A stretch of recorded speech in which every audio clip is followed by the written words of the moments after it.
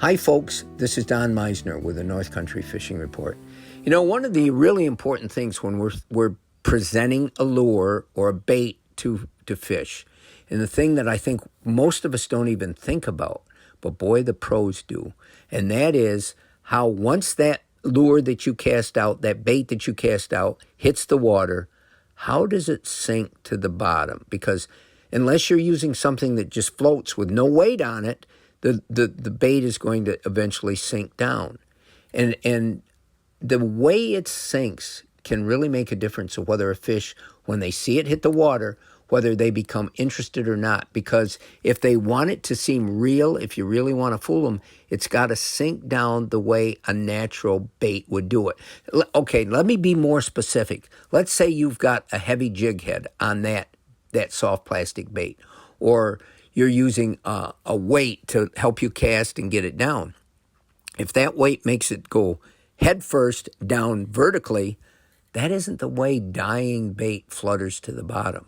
You want it you want it to sink in a lateral motion. In other words, where the whole thing is facing straight in the water, not diving down, and just sort of sink slowly down. Or maybe sinking fast down. As long as it's sinking naturally, that makes a difference. One of the things that really has become part of soft plastic baits is what it looks like on the bottom. Not just its shape, not just whether it looks like something they would eat, but there's types of soft plastic used in making these baits, and it's called Elagitech or something. You can look it up, but it's what Z-Man uses. And this plastic, you can stretch it. It doesn't break easily. One of your baits will last forever, as opposed to having to replace a whole bag of other types of soft plastic baits. But it floats. So the only way that these Elagitech baits are going to sink is if you have some weight to them. And here's what happens when they're on the bottom. Your average baits are going to lay laterally on the bottom. They're just going to lay there.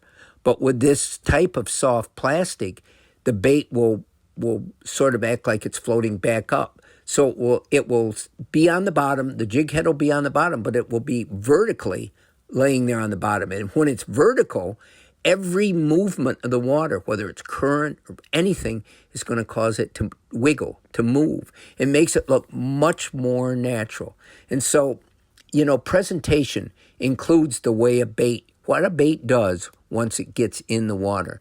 And I think this is something that I've really not talked about that much, and yet it's a big part of what these lure designers are trying to build into their baits so that the fishermen, when they cast them out, are going to have a much better chance of catching fish no matter what else they do, by just letting the bait fall naturally, and the fish can't resist that.